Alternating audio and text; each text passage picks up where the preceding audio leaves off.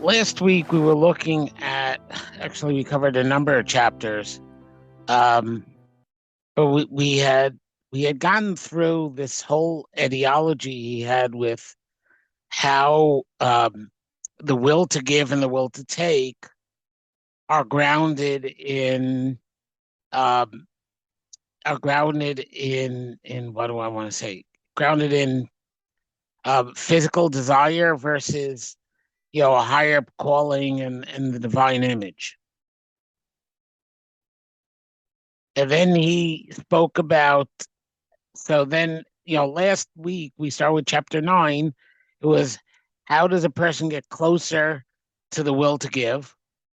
Koach Netina. Then he had how to cure, the negative ambitions for physical things, right? So the first one was, first one was to use the desire to take constructively. So when dealing, let's say, Beinam Lamakom, you might be thinking about avoiding punishment. It's not the right way to do these mitzvos, but it's a way to do these mitzvos, which will get you to doing things with the right attitude. Or when it comes to interpersonal, eliminating other people's pain so that you don't have to deal with their pain. Right, which again is a very personal, self-centered way of dealing with things. Right, that was the first tool he gave us, and then the second tool he gave us in that chapter was to use imagination, so that by imagining how it should feel to give, that feeling will be triggered more readily when we actually do give.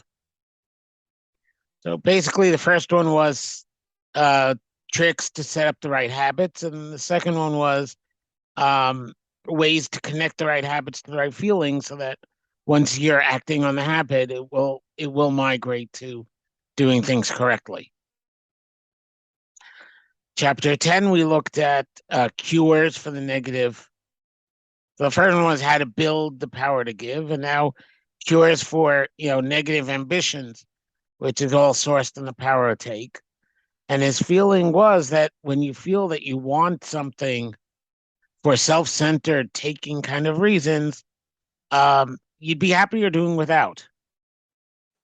So, when we were learning this, I was grappling with the idea of whether he was advocating asceticism. And he is, but I think his explanation is a little different. In other words, he's saying that since a person who has 100 zuz is going to want 200 zuz, you're better off not chasing the first 100 on a purely physical happiness plane. Not asceticism like physical happiness isn't something to pursue. And that makes it very different than the way I was reading it last week, where it was clearly about, the best way to avoid being driven by libido is to starve the libido. Now after having reread it during the week, I think, while he does say that, I think his point is that you'd be happier, even on the sexual plane, by not over pursuing, because no matter how much you over pursue, you're gonna want, the desire is always gonna outpace the pursuit. So you have to put the pursuit in perspective, because you won't even be happier with what you have on the physical level either. Chapter 11 was about hakarta tov, gratitude, and how receiving with the will to give engenders gratitude. And from there, he gets to chapter 12, where he talks about the perfect world, which is a world of receivers, givers, and grateful people. And he shows how that builds partnerships.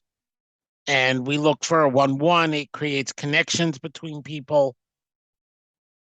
And if you recall the story he leverages from the Gemara about Alexander Mokdon's trip to the king of Qunterus, or Qunterus. Gotta do something with the aleph at the end, so we'll pronounce it Qunterus, I guess. Which is, at the end of the world, beyond the mountains of darkness, and the court case between two people, neither of whom wanted the chest.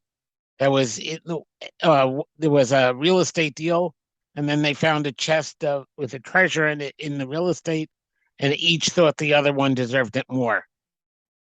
And when Alexander said, Alexander was totally flabbergasted by the case, and he said that in Greece they would just kill both litigants and take the treasure for the state. And the king of Qunterus, being the king of a nation of givers, said, "Yeah, with an attitude like yours, we know why there's rain and sun in your country, because the animals are better than you and they deserve rain and sun." And the lesson that Rabbi Dessler gets from this story is how takers make life worse for each other, and givers make life better for each other. So his world of giving is a world of win-win. And everybody ends up happier, and this is the image of the divine that we're supposed to be striving for, the perfect world. Which brings us to chapter 13, which is where we are now, unless somebody has a question.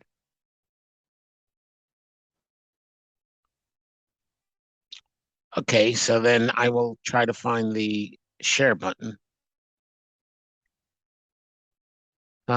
Share screen.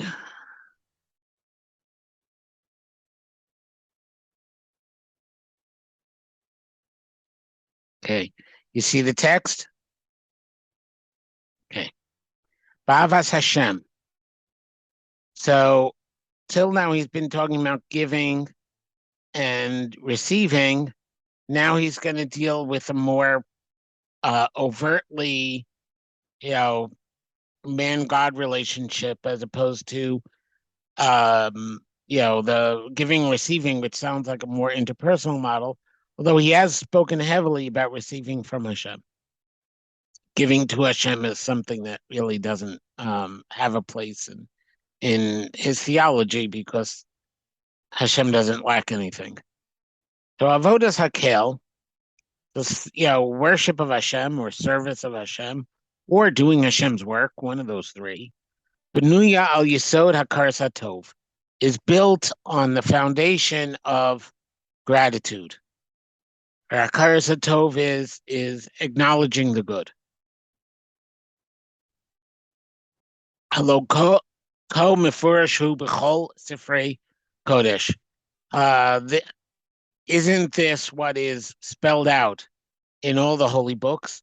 Asher la'adam lahodos la'Hashem, a person has to express their thanks to Hashem. Hatov, al kol hatovos asher yaseh lo. You have to thank the God who's good for all the good things he does for us. V'chi b'shvilam alav l'kayim es kol hamitzvos v'chukim v'toros. And it's because of this that you have to keep all the mitzvos, the laws that make less sense, and make less sense to people, and the Toros. Not really sure how he would divide these three mitzvos. I'm not going to insert my own opinions. Gam Yermos al davar hayesod hazeh, also hinting at this fundamental principle. Barishon la'aseres hadvarim is the very first of the 10 commandments.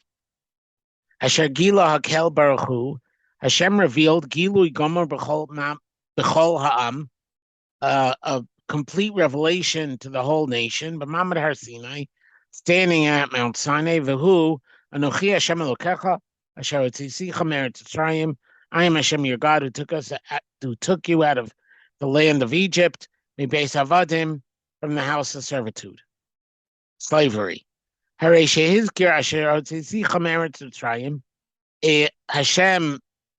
mentions that he took us out of the land of Egypt, and also adds mibeis avadim, from the house of slavery. Laura es hargashas hakaras hatova, in order to awaken feelings of hakaras hatova, of gratitude. So we don't, with all due respect for the Rambam, we don't worship the God who created the universe. We worship the God who took us out of Egypt. That's what the first commandment says. Kuzari makes this point too, as well. That, but to him, it's how do we know God? We know God by experiencing Him, not by reasoning from creation to there must be a creator. Rav Dessler is saying Hashem spells out that He took us out of Egypt two different ways, two aspects. One, that He took us out of Egypt, and the other, they took us out of the house of slavery. In both emphasizing the tov that Hashem has done for us. So the commandments begin with a call to serve Hashem, to whom we owe gratitude.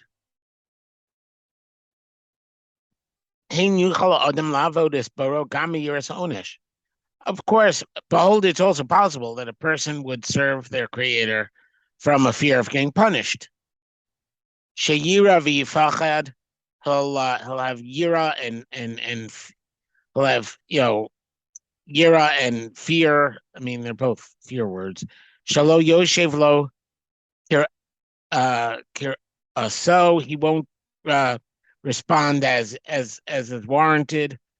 V'yikayim b'zeh as hamitzvos achukim, and because of this fear, he'll fulfill the commandments and the laws that are above us. Zuhi tchilas hamadregos bavodas yisbarach. This is the lowest levels, the beginning of serving Hashem. Aval avodas halev, serving with your heart. Avodah sheishba min shleimus, avodah that has some kind of shleimus, some kind of wholeness in it. Tia rak hargashas haodah, can only come from gratitude. So love of Hashem is founded on our gratitude for Hashem. And true avodas Hashem, doing mitzvahs for the right reason, therefore has to come from the love and therefore from the gratitude. And remember that gratitude, according to Rav Dessler, is receiving with the will to give. Because that's receiving with an outward motion, an outward spiritual motion, right? Taking is an inward attractive force, we called it, and giving is an outward force.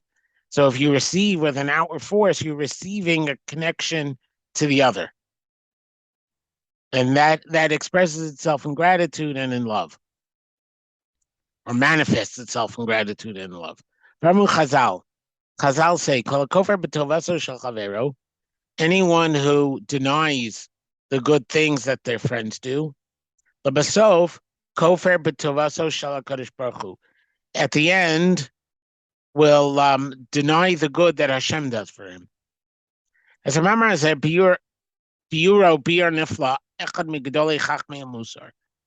so this statement had an amazing explanation given by one of the greats of the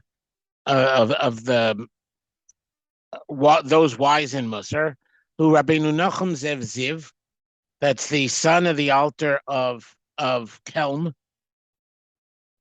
So Rabbi Nachum Zev is the son of Rav Simcha Zissel, Mikelm. Okay, this is what Rav Nachum Zev said. So somehow or another, Rav Dessler is related to this Rav Nachum Zev, but I don't remember how he's related to the altar of Kelm. I just remember the Desslers, aside from descending from Yisrael Salanter, where they were Kelm royalty. Their family ran through the yeshiva of Kelm for the entire length of its existence. So anyway, so this is what Nachum Zev Ziv says. Hein, behold, Adam Yisnai B'chol Masav, a person should act in all their ways, Kafi Kochos Nafsho, according to the abilities and the potentialities in their soul. Im Kasanhu, the person has a temper, Yichos B'chol Inyan Sheyavi'ehu Lezeh. He'll get angry in anything that brings him to this. Vimgohu, if he is an egotist, if he's a very proud person, they'll get angry. They'll be proud. They'll take pride whenever at every trigger.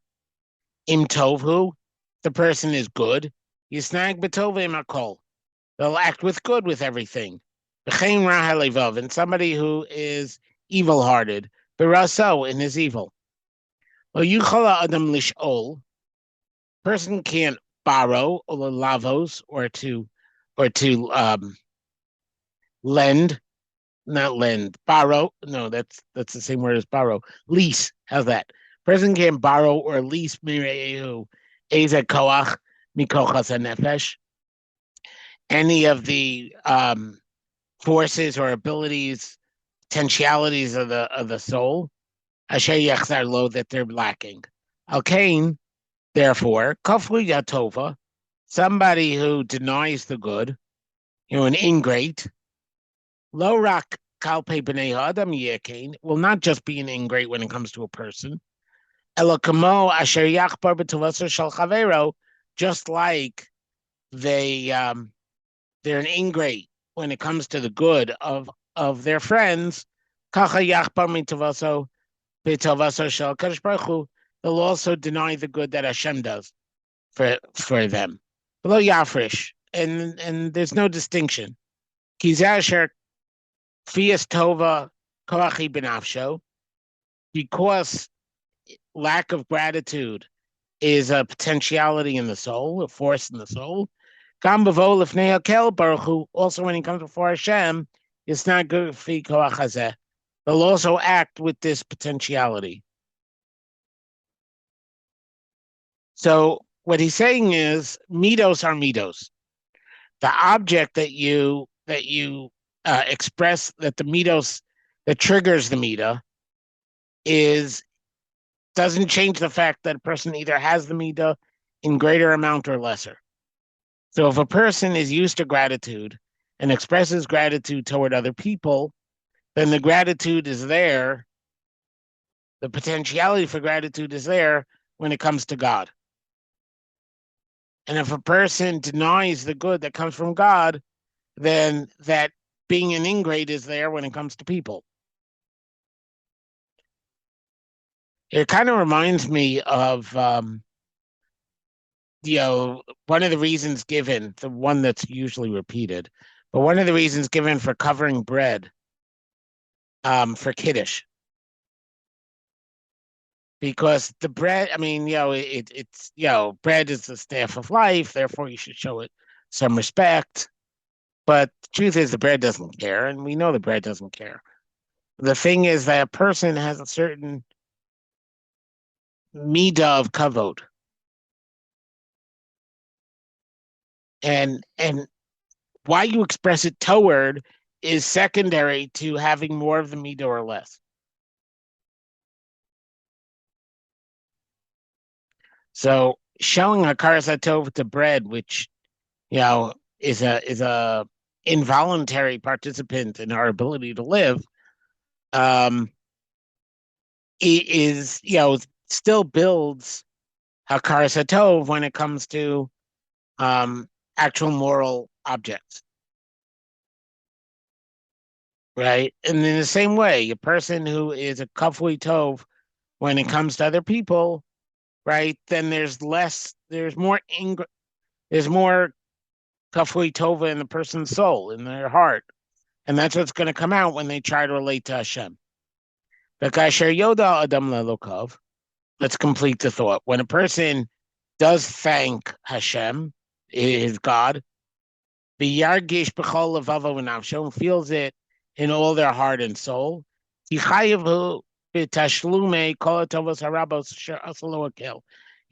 a obligation to repay all of the good, all the many good things that Hashem did for him.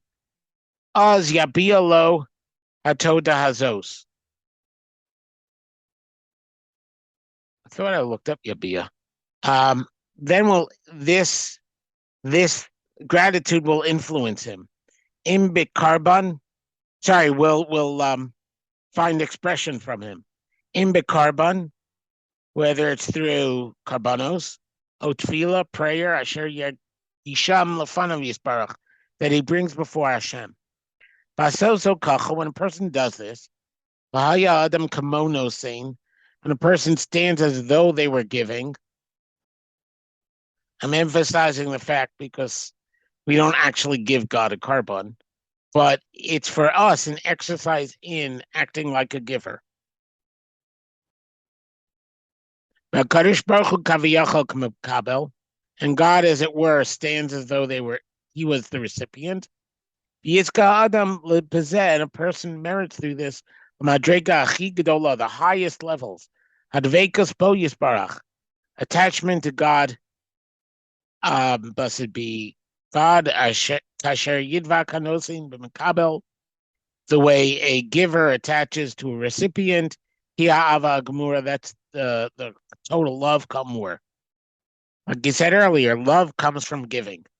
And therefore, hakaras hatov is the act of taking the stance of a giver, even if it's meaningless, in an abstract, intellectual sense, but taking the stance of a giver on an emotional sense with HaKadosh Baruch Hu, which gives us the power of love, and that's the vakus with Hashem. Alkain, Tagadel Madrigas Avas Hashem Yisbarach. Thereby, the level of one's love of Hashem will increase. Asher Tchabe Liknosa, which is a burden to acquire. I thought it originally was an honor to acquire, but it doesn't work with the rest of the sentence. Yimatu ma'od asher yikaimu as hamitzvah harishona b'kriyat shema, and it'll be very small time. It'll be the first step, a little thing, when they start fulfilling the first mitzvah of kriyat shema, v'yahavta es Hashem Elokecha. Now, it's interesting the pasuk that he chose, because you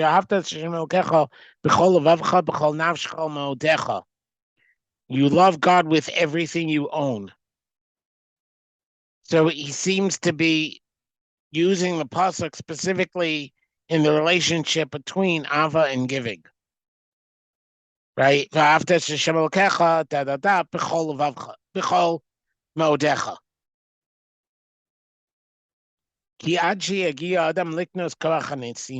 Until a person actually requires the will to give, and the gratitude that comes from it, they can't get love. There'll be no grasping the level of love. So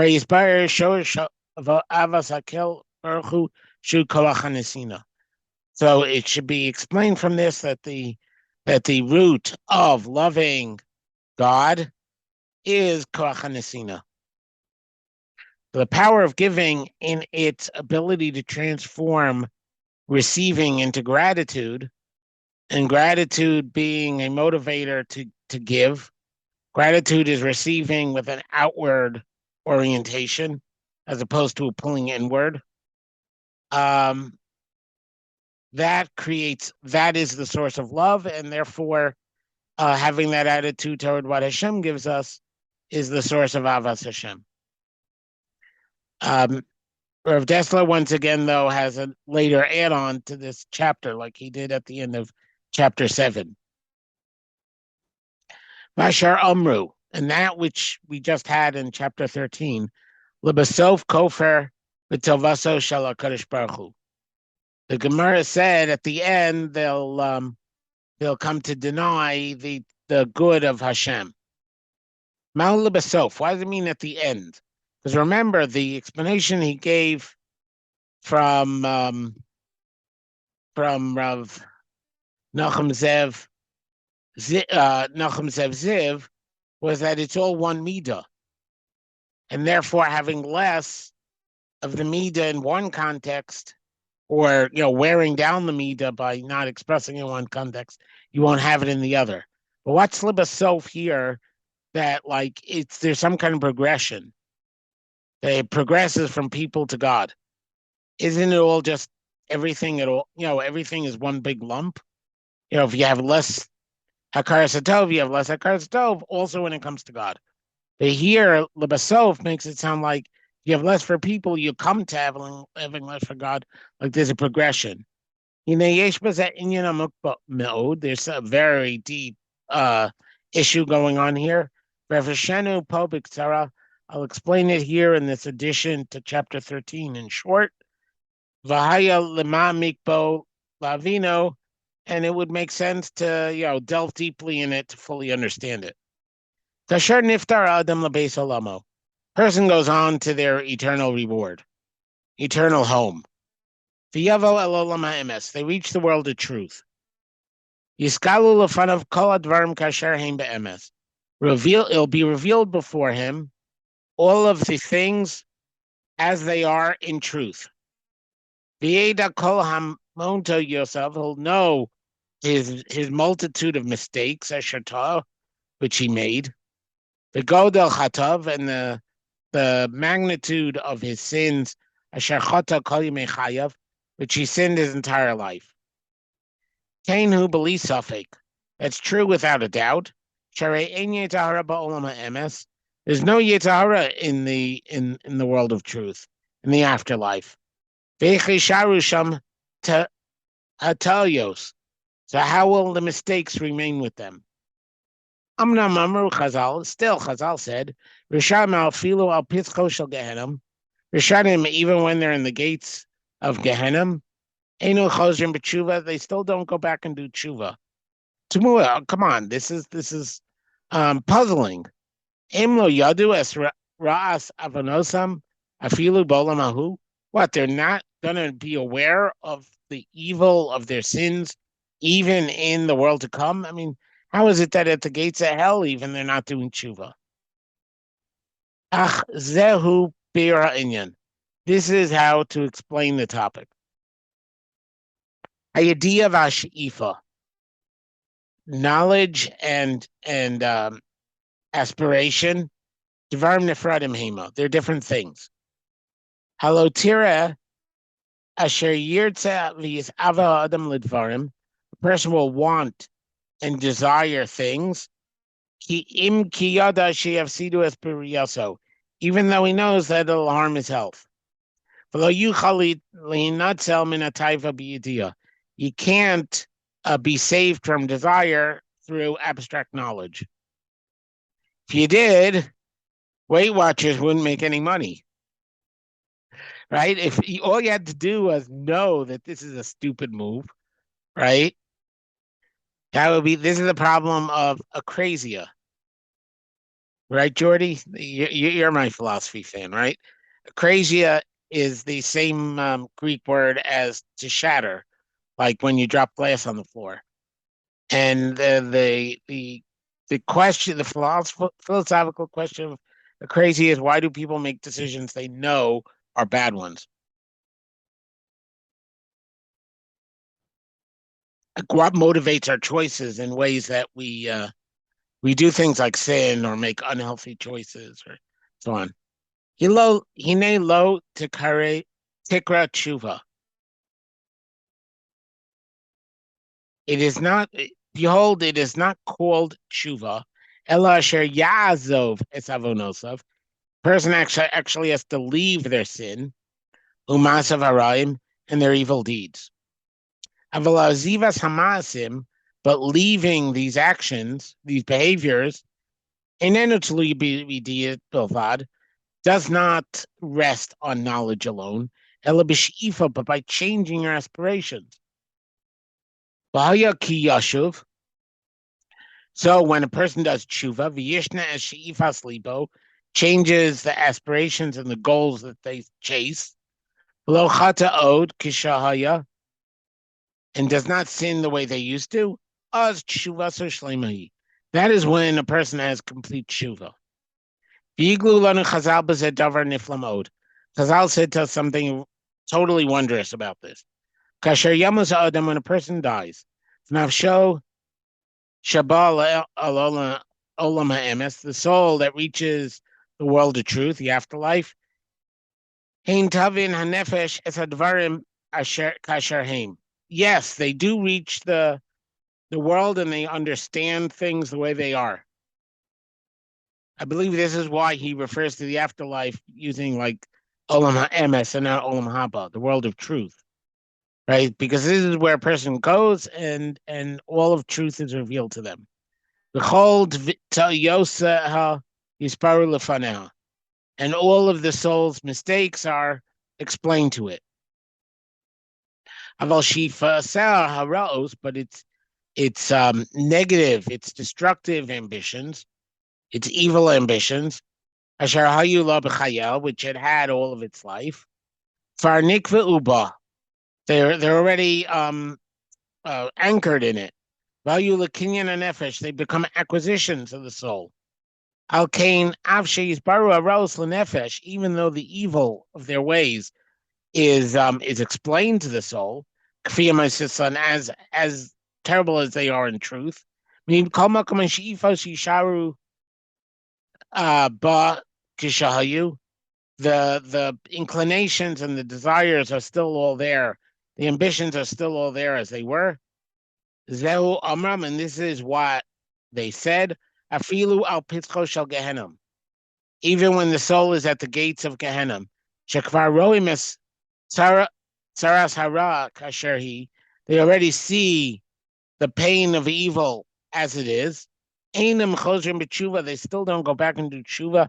A she'ifa liros haisa lahem lekinyan l'raus. Sorry, or l'raos.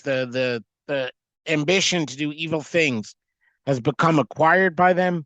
Below tifra and mehem, and it doesn't separate from them. So this is a pretty scary thing here. He's saying that even when you know that something is wrong, the desire is still possessed in your soul, and you chase the desires and not the knowledge, even after death.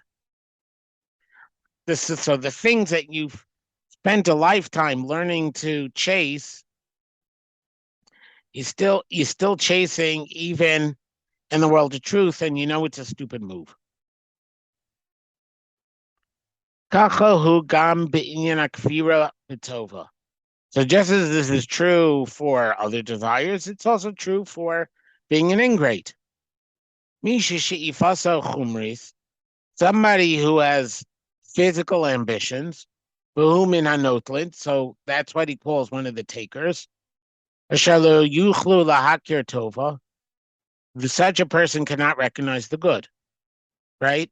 This is a person who is scrambling for physical survival, so they need to take and bring into their sphere of influence because that's the way they guarantee having the resources they need to live, and it's all about their physical lives, and therefore they can't be Makar Tov because everything they're doing in their life is self-oriented and oriented toward their own survival, so they can't be Makar Tov, like we explained in the last chapter. Dam lebesov. So also at the end of life, when they reach the afterlife, they're going to go to the afterlife still being ingrates when it comes to the good that Hashem gives. Hu yavin az v'yada.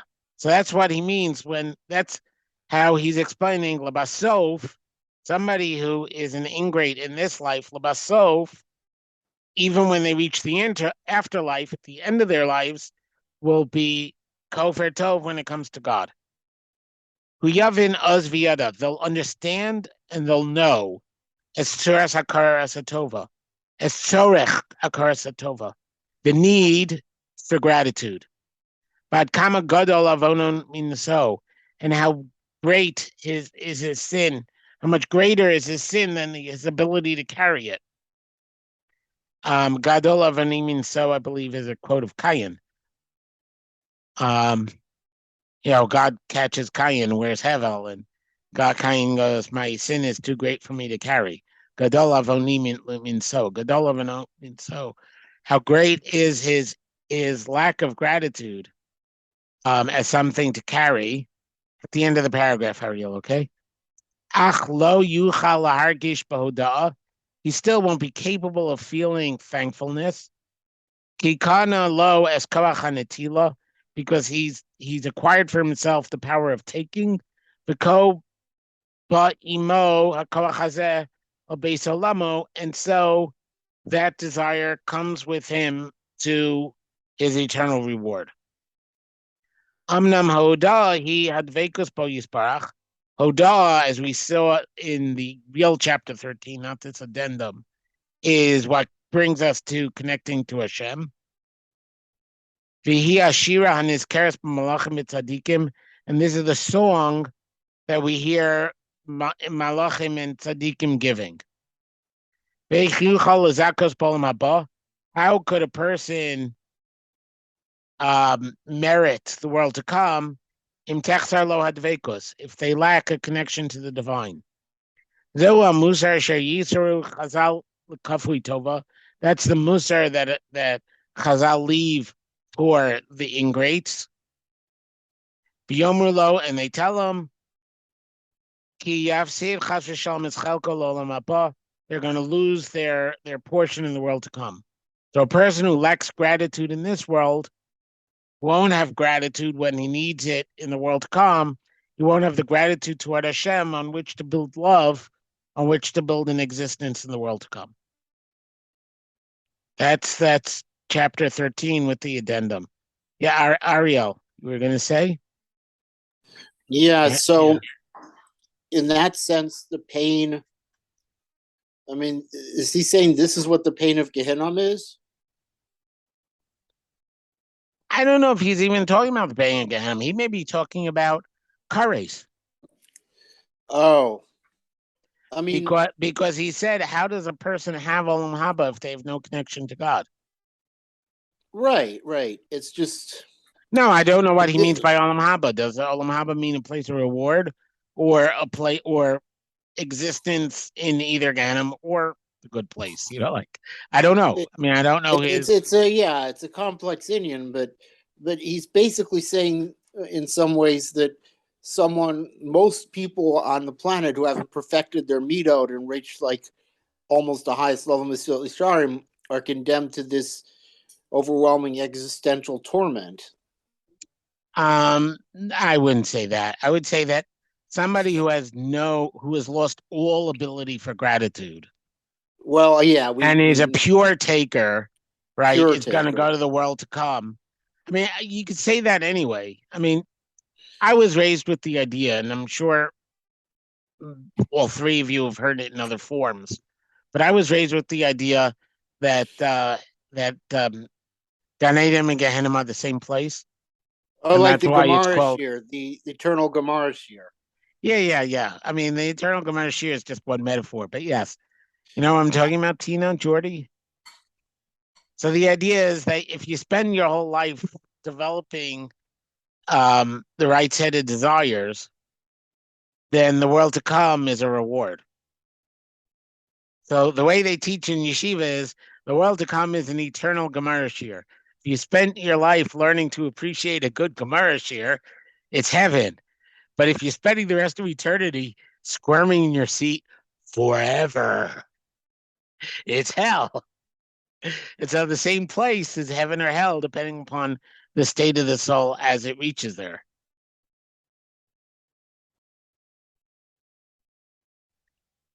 So he could have said something very similar, that the taker is driven by physical need and the desire to stay alive, and therefore is constantly taking resources, right? Because they always need, they need more. And what if I lose this thing? Then I'll need, I should have a spare just in case. And right, that whole obsession is what leads to taking, and it comes from a very physical place. So the taker is not preparing themselves for the world to come, whereas the giver is emulating Hashem. So just from that kind of metaphor, I would also say that the taker isn't going to have much heavenly reward, because he's sitting Gemara Shir squirming in his seat for the rest of eternity. If godliness is giving, then the world to come is a place that only givers will enjoy. I mean, I would have made that argument. He doesn't. Instead, he says, if you don't if you don't take the stance of a giver, then you won't have the hakaras hatov and the love for God, and therefore there's no place for you in the world to come. That's his argument. But I think both arguments work. So that was Chelek Aleph. Now we jump ahead. So that was page 51. And now we're going to be on page 140. So in another stage in his life, Rav Dessler wrote section 2 of Qunterus haChessed. And one of the first things I did when I was planning the study was I did a survey of other people who teach Musar to make sure I didn't miss a third chelek somewhere in the other volumes of Mesilas of מכתב Eliyahu. But as far as we know, there's only these two. So yeah. So let's go to part 2. Hakdama. So the introduction of part 2 is going to connect the themes here to the themes in part 1. Amruzal. So Chazal saying Vayikra Rabbah. He likes quoting Medrash Rabbah, I noticed. Like, he doesn't quote Midrashim in general. He quotes Medrash Rabbah in particular. Imra Isa Zechus Avos Shamta. If you saw the Zechus Avos has dropped or collapsed, the Zechus Imos Shenismotita, or you saw the Zechus of our mothers that fell in. Lech v'tafel hatzpel b'chasadim. Go and busy yourself with doing acts of loving kindness. Havehu Amar, this is what the pasuk says, Ki harim yamushu, when the mountains drop, Bagvos timutena, and when the hills collapse. Rav Dessler adds to this pasuk, or to the Vayikra Rabbah's quote of the pasuk, when the mountains fall in, that refers to Zechus Avos. Hagvos Timutena, when the hills collapse, that's the Zechus of our mothers. Bachakach, and afterwards the pasuk says, Me'itcha lo yomush. From you it will not go away, will not stop, cease. Perish, af dinatu mitoras avos. Even though, I don't have it. Mitoras avos. Even if you're cut off from the Torah of your male ancestors, begeder asher yitzaver Hashem bespanav. This is in the limits of asher yitzaver bespanav. This is actually, there's a quote of why Hashem picked Avraham. Hashem picked Avraham, and he said that I'm picking Avraham because he will command his children to continue doing these ways of kindness. Mikal makam yechazu b'midos ha'avos asher yerusha tivis. So if you lose the Torah's avos, grab onto the midos of the avos, which are a natural inheritance. Whether he means nature or nurture, I don't know. But either way, one picks up the midos of their parents. Whether it's through the fact that the parents raised you, or the fact that you have the same gene pool and therefore the same mix of hormones and wiring flowing through your body. Behind nikuda pnimis, this is the inner point, shenenu batlam Yisrael, which is never annulled from the Bnei Yisrael, from the Jew. Kamasha Kasuv, lo ma'astim l'kalosam. You did not find it repugnant to end it. The Yivaru Zal and Chazal say, chastai mitcha lo yamush. My loving kindness will never cease from being upon you. Mida b'mida, measure by measure. V'chesed konim chasto. Through our chesed, we acquire Hashem's chesed. V'gam rimzu zal b'zeh l'davar amok. And Chazal thereby hint at something deep. Ki chasto yisparach, Hashem's loving kindness, achi gadol ba'olam hazeh, which is the greatest thing in this world.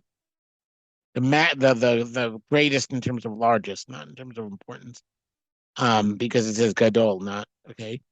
Hainu matana nekuda apnimis liYisrael is a gift in the inner point of the Jewish soul. Aflamisha eino roi, even for somebody who doesn't deserve it, hi chesed chinamhu. It is unmerited, right? It is free loving kindness. So what he's saying is, we acquire loving kindness without even trying through the genes and educational legacy of our ancestors. Because we come from a culture of loving kindness, we earn divine loving kindness, mida b'minegen mida, and therefore planted in our souls as a gift is the seed of getting loving kindness from God. Dureinu l'da'av nenu, our generation, much to our regret, or much to our pain, misrachek mitarasin shalavos, is quite far from the Torah of our ancestors. If the page is mid-20th century, right? Observant Judaism is on the decline. He's pretty pained by how far the Jewish people are from the Torah we got at Sinai. Hava nechaz b'chasadim. So let us grab onto acts of loving kindness. Habal nilmad Torah's chesed, and that will teach us the Torah of chesed. Torah's chesed being an idiom that refers to Torah as a whole. It's not necessarily the aspect of or the subsection of Torah that deals with chesed. He could be referring to Torah as a whole as the Torah of chesed, which is the way I kind of understood it, that he's defining the Torah as the Torah of chesed. Pia pascha v'chachma v'Torah's chesed al lishona is a line from Eshes Chayil. Kvar nisparu harbe migidrei Torah's haChessed b'Qunterus haChessed chelak aleph. We explained a lot of the outlines of the borders of the Torah's chesed in the first section of Qunterus haChessed. V'zachinu Hashem yisparach lahosif biyurim b'chelak hasheni hazeh, and we merited, and Hashem gave us the merit to add some explanations in this, the second portion. Perak Aleph, Hanesina kodemes la'emuna. Giving is a prerequisite for faith. Kvar nisbar b'mamar shoresh hamusar. So we already explained in a mamar that is not part of the Qunterus called shoresh hamusar. Kichola machshava ba'a mikoach his aninus. All thought comes from our interest. And things we don't want to think about never come up to our minds. So what we think about are those things we're interested in. It's not a big surprise why I didn't look up Shoresh HaMusar to see where he makes this argument. It seemed to me kind of self-evident without seeing how he develops the idea. Valkain, a bribe will blind the eyes of the wise. They won't be able to see the truth. But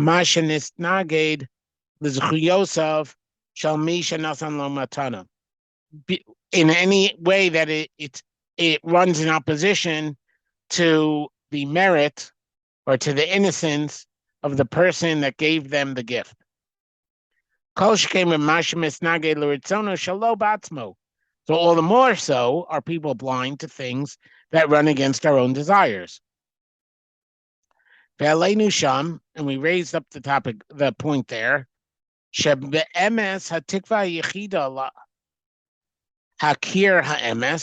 In truth, the only hope of finding truth, of recognizing truth, in any topic that the Yitzhahara runs in opposition to them, you got to get all of the negios, all of the ulterior motives out of your heart. And you have to make yourself strong to only want truth. That's a pretty big piece we're just skipping over because it's not in the Qunterus haChessed. And that's in Me'amuna L'Tzedek is you see the footnote with the asterisk. That's where it is in מכתב מאליהו. So you have to be so curious and ambitious to obtain the truth, aspire to obtain the truth, that is a greater thing going on in your soul than desires, than physical, lowlier. It's our desires.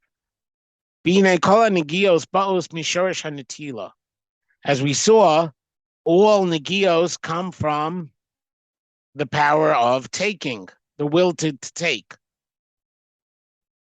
Shehi mikar kol taivos, because that is the source of all taivos.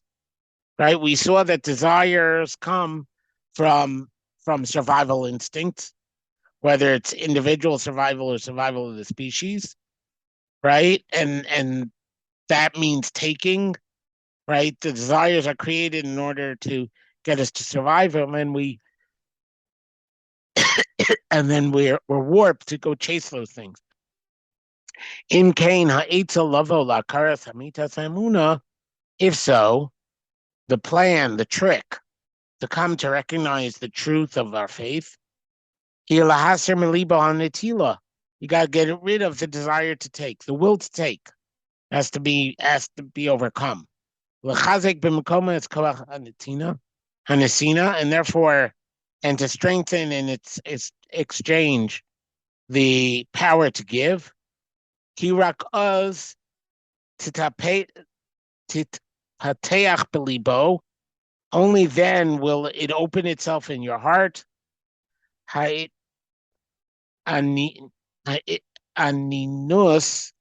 le'emes. I'm sure I mangled the nekudos on that. The curiosity and the interest in getting to the truth. Shehia t'nai la'karas ha'emes, which, as we said, is the precondition for recognizing what the truth even is.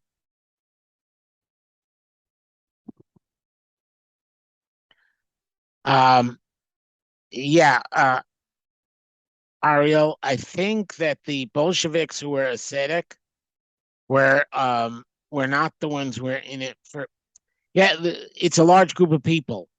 So you have the Bolsheviks who were looking to run the world, and the Bolsheviks who had some kind of messianic dream, and they thought that the workers' paradise would actually be a paradise. And I don't know, how much we should be lumping together these different groups of people. I mean, it could be that the ascetic types and the power-hungry types were not usually the same person. I don't know. I mean, I'm not a student of history. And Jordy's eating dinner, so I don't know how close he's following this side conversation here.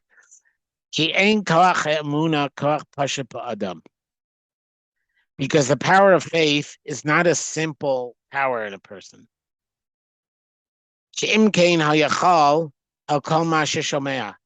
Because if it were a primal, that's interesting, Jordy.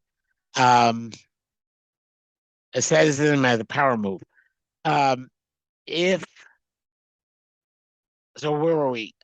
Right. So faith is not a primitive um, force or potentiality in the soul. It's a derivative. It's not primal. Because if it were primal, person would gullibility would be infinite, right? There'd be nothing stopping you from believing everything. Barak Pesi Yamin L'Choldover, and only a fool believes everything. Gam lo roi likro emuna masha adam modebo. Also, we should not call it emuna faith or trust, something that a person agrees to bisfasava chitzonios sichlo, with his lips, with the outside portions of his mind. Ubemasav miskala shalibo bala imo, and his actions show that his heart isn't really with what he claims to, what he thinks he believes. That's not emuna.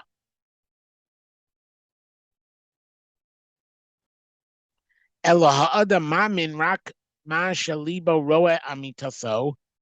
A person only believes that which the heart sees as true. Valkain lafi taras halev tia madregas emuna, and therefore, in proportion to the purity of the heart, so will be the level of their faith. Valkain rakaneman, only the believer, sheshale bo kolacha emes, who for whom the will for truth is in charge, ma'amin. Only the person who is capable of having a will for truth that is greater than their other desires, only such a person would ever really be a believer. So it's not belief is separated from the believer. A person has to have the power to be a believer in order to reach belief. And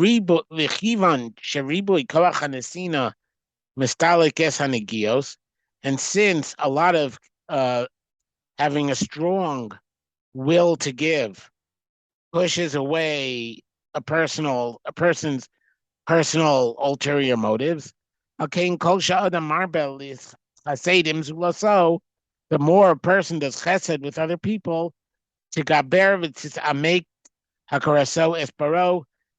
will be stronger and deeper their recognition of their creator.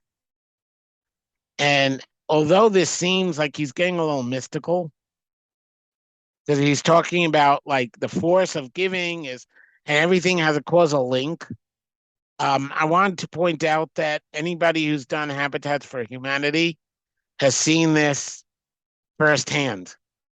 In fact, I was recently, my daughter-in-law is in a play, biography of Ida Nudel, Zechron Levracha, one of the refuseniks, and I think my sister used to wear her name on a bracelet that was like a triple SJ fundraiser and awareness raising early 1970s bracelet. But Ida Nudel passed away like a year ago in Habima in Israel. They made a play about her life, and my daughter-in-law is one of the actresses. I guess it's a musical. I don't really know. But she's a singer for a living, so I'm guessing it's a musical. Otherwise, it's a weird choice for an actress. So she, Ida, why was I bringing up Ida Nudel? We were talking about the deepening the giving. Oh yes. So I was talking with my daughter-in-law what triple SJ rallies meant to my childhood.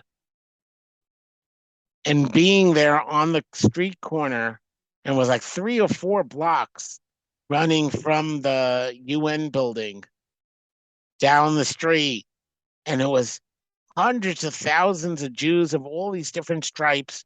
And, like for months before and months after, I mean, this was a major highlight in my religious life, is getting together and doing something for other Jews. My daughter recently did not recently, because Corona, my definition of recently is kind of skewed. But my daughter went to Houston to rebuild houses after the flooding with her high school, And it's a very religious activity. I think one of the things that my own community is lacking um, is that when people look for spirituality, they look for a kumsitz,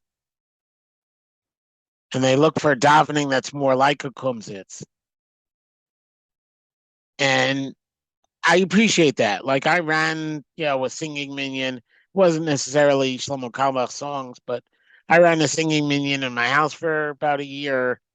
I've attended ones. In fact, I ran in my house because the one I was attending was falling apart and I didn't want it to die. Um, so this was, I appreciate that, but it's insufficient. There are people for whom the religious experience of doing chesed addresses a need. I'm also kind of scared, by the way, because I think that a lot of kumsitzing comes from the will to take.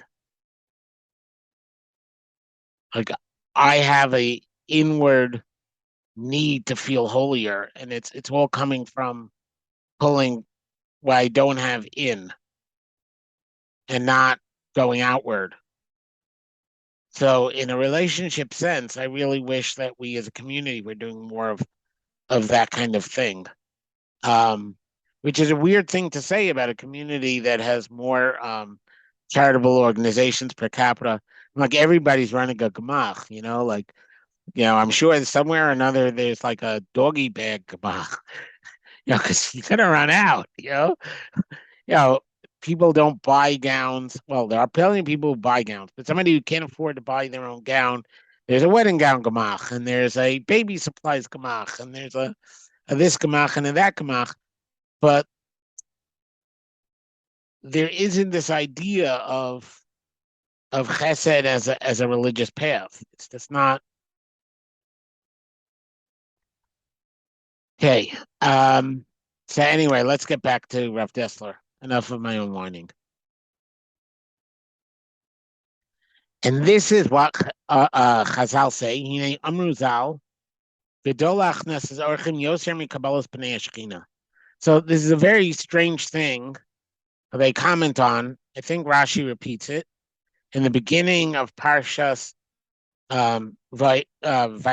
I was about to say Va'era because they're similar name Parshas, right?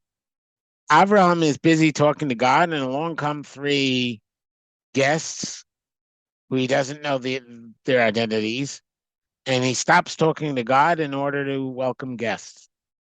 So Chazal say, you see from this story that greater is greeting guests, even from receiving Pnei Shechina.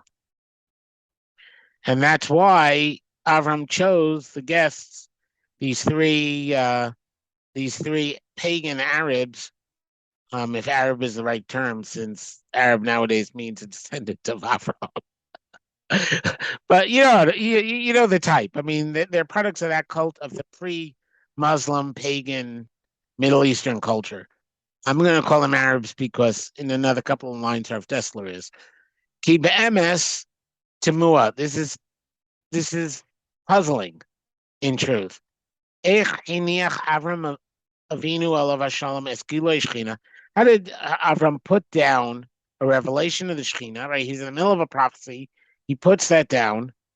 Today, leitasek b'achnasasarchim la'avrim bechusim for these lowly Arab pagans over there of Avodah Zarah,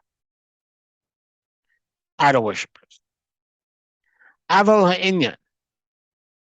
This is the matter.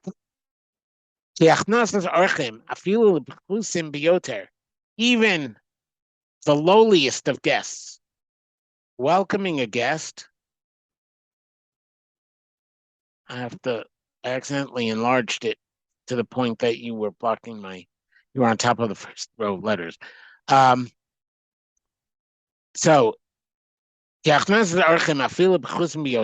welcoming guests, even the lowliest of people. He Kabbalas Shemayim.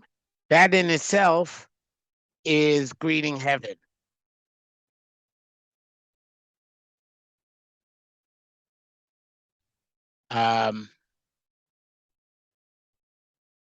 Sorry, he Kabbalah Shechina. I jumped lines. Shechina Gedola Vamuka Yoser. This is a greater reception of the Shechina, a greater and deeper reception of the Shechina. Afilu if it were even more so than prophecy. Which is the greatest attachment among the gifts of heaven. Batam, the reason for this, because nevuah is a gift, not an acquisition.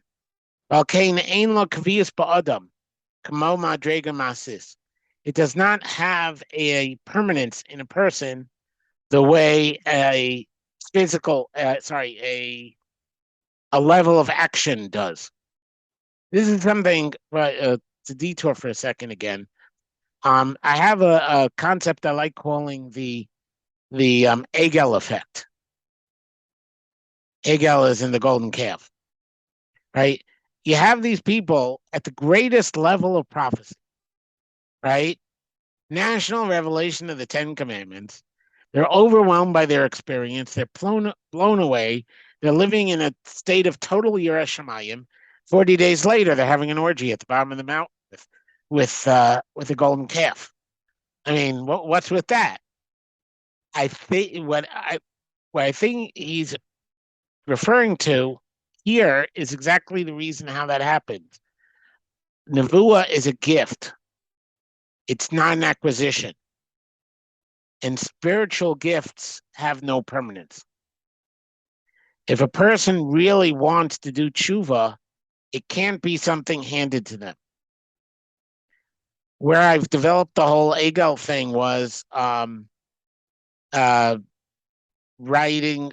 No, I was asked to speak before Slichos in 2002. And I was talking about how much of the totally changed American culture after 9/11 was unwound during the course of the previous year. I hadn't realized how much totally, like, it would be ancient history I mean, I knew it was coming, but it hadn't happened yet. There was a period for months where if you saw somebody at the side of the road, you stopped and helped them, right? I mean, like, we're a small ethnic group, so if you see another Jewish-looking person on the side of the road, you probably do it anyway. But for this to be like normal American behavior, that everybody is stopping for anybody else with no ethnic connection and no, whatever, was an amazing experience. And we all felt we were in it together, and we wished that each other that we'd be safe. And there was a certain tightness of community that didn't last in the long run because a matana and not a kinyan. Because it was a response to something that happened to us and not something we worked on and acquired. And if you don't work on something to acquire it, it just doesn't stay. And that's what I call the Egel effect. I mean, that was the label I gave this idea where he says, so therefore, hachnasas orchim, because it's an activity, you're developing a connection to Hashem that is more permanent than the connection created through prophecy.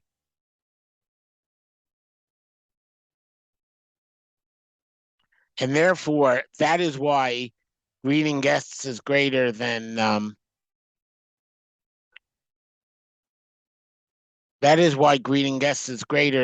what's it called?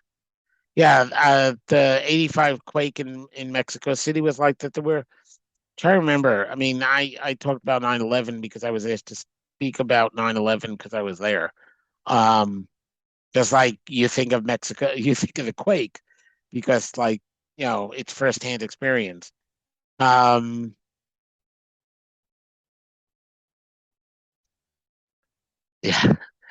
Okay, there's no shortage of tragedies to remember today, is there? Oh God. Anyway, Valkane ein lo kavias badam k'mon drigamasis. Hare Kayin hit nabe. Kayin received the prophecy. V'amar lo Hashem. Hashem said to him, Lama chara lecha. Why are you so angry? Hello, imtativ se'es. If you're good, things will be good for you.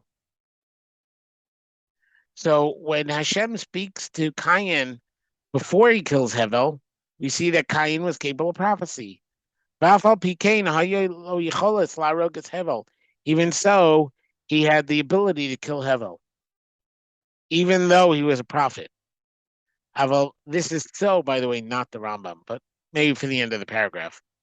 Chesed, when a person does a chesed, maslekes has hanigios, which pushes away all of the personal, attachments that we have. Nifkachos ene libo. The eyes of his heart are opened. His heart gains vision. Lahakir as emes, to see the truth. The kone hamuna kinyan amok v'kavua, and he acquires faith in an acquisition that is deep and permanent. L'fi hashir mimena asher niknispo, and according to the measure which he acquires it, yesh lo kabbalas pnei shechina, he has a reception of the face of the Shekhinah Tmidis constantly. V'amutas besoch umetes besoch libo u'mauso, and it becomes true in his heart and his essence. Shemeata hi madrega asher kanalo, because now it is a level which they have acquired. Havaya shelo, part of their existence. Below matanami bechutz, and not an outside gift. See, the Rambam's problem with this is that to the Rambam, Nevuah is not a gift. Nevuah is earned. The Rambam would say that it's only the person who was the Baal Chesed and connected with other people who would ever have become the Navi to begin with. The Rav Dessler is working with the Ramban's model of prophecy, where God gifts you with a message. Now you earn the ability to see metaphysical realities. So to Rambam, it's earned, and after the ability to prophecy is a kinyan. The prophecy itself may be a gift, but the ability to it's actually not even. Prophecy happens automatically. It's a miracle when a person doesn't get prophecy. There's a lot of problems with everybody's theory about prophecy. Bilam was not really known as having earned prophecy, although maybe Bilam was a very religious man who just was terrible when it came to other facets of his life. I really don't know. I mean, I'm not Aristotelian enough. There's a reason why when I was talking about after this series we do something on Jewish philosophy, I did not pick the obvious, Guide to the Perplexed.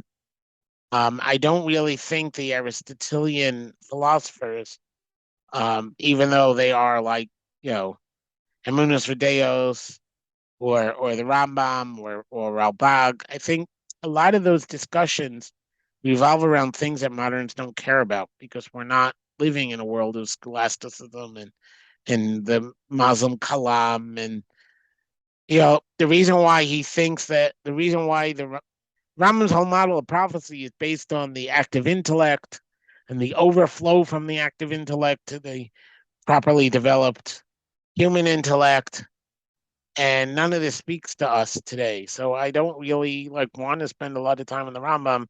It takes a lot of work to translate, to transvalue, or to relocate the basic idea of the Rambam out of his world and into ours. That's why I was thinking the Kuzari. Somebody today suggested Drashos Haran, which is an interesting. The Iran's an interesting school because now you're in Castilian Spain and you're dealing with. He's a philosopher who's living in the a hotbed of Kabbalah, but he's writing philosophy. So it puts him in a world that's more like ours because he's a rationalist in a world that's more willing to accept non-rationalists. So I don't know. I mean, I'll have to evaluate sources. We're definitely going to be doing The introduction to Shari Yosher next, not because of the survey, because frankly, fewer people answer the survey than are on our WhatsApp channel.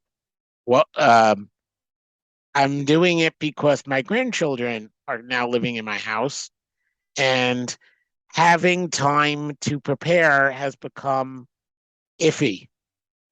It's much harder to find the time to do, to add the learning, and so I figured what had until now been a point against that I don't have the I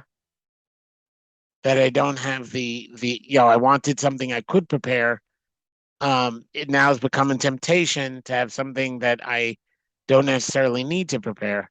Um, so I think so that kind of went on to that decision has been made thanks to my life getting more complicated.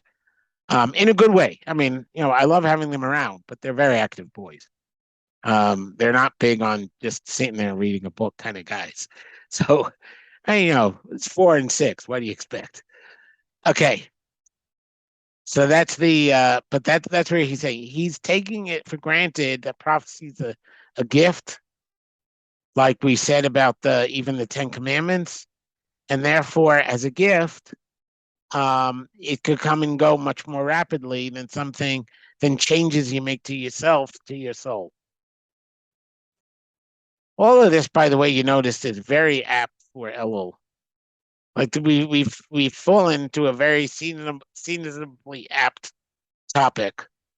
Let me do another paragraph or two in the last 11 minutes. V'lama nir'u lo malachim k'bnei adam chusim davka. So now we have another question.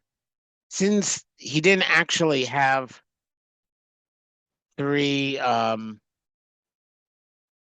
okay, just to answer Jordy's question, I wouldn't do Buber simply because I'm looking at primary Orthodox sources.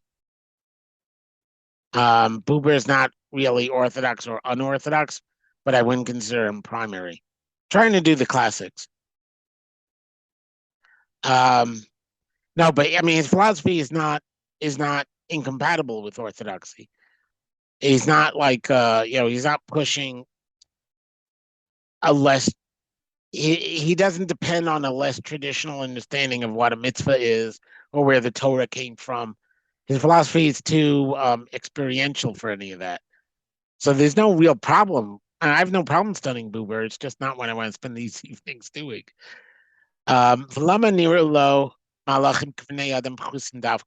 So now that we know that these guests were actually revelation themselves, right? So Avram chose the guests over God, but because he didn't know they were angels, he was choosing humans over God. But in practice, right, all of this was a puppet show for Avram, because really they were malachim. Right. So then the question is now a question for God, about what God chose to do. Why did God reveal these angels to him as, a bunch of lowly idolaters? Why couldn't they be noblemen? He says, because according to the lowliness of the recipient, Yigdal erech maseh haChessed, the act of kindness is greater. So this is not over rocket science here. If you're giving charity to somebody who's starving, you did something greater than if you gave charity to somebody who just otherwise would have had to make the food themselves. The Ein Zed Doma Lamashe Spalo Yirmiyah. And this does not resemble what Yirmiyahu Hanavi said, prayed al Rodfav, about those who chase him. Shafilu Yivakshuli Tain Tzedakah. Yachshilem Hashem Yisbarach Bivnei Adam She'enam Mehuganim. There's a Gemara in Baba Kama. This is not actually like in the book of Jeremiah, where he asks that the people who are chasing him, even if they want to give tzedakah, may God send them people who don't really merit tzedakah. Like, if these guys want to give charity, could you send some con men their way so that they don't actually succeed in giving charity? Kishav hayu hanotnim rishayim mazikim v'notlim. Because, the givers themselves are evil, damaging, and takers, which, as we now know, is the worst thing Rav Dessler would ever call somebody, a no-tell, a taker.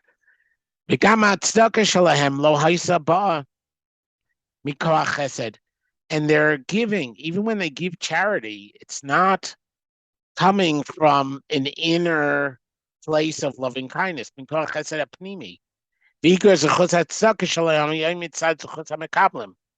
the entire value of their tzedakah would therefore only be from the other side, the value of the recipient. That the givers would become objects, utensils, utensils for the recipients, which he refers to something else he wrote.